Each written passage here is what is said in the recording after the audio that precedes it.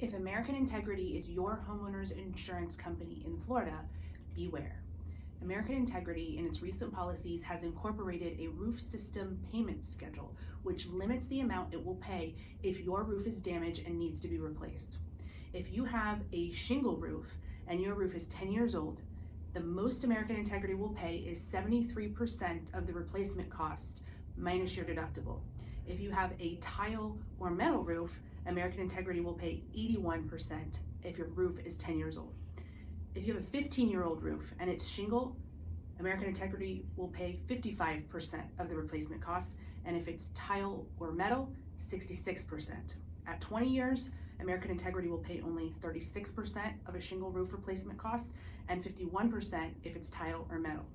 At 23 years or more, the most American Integrity will pay is 25% of the replacement cost minus your deductible.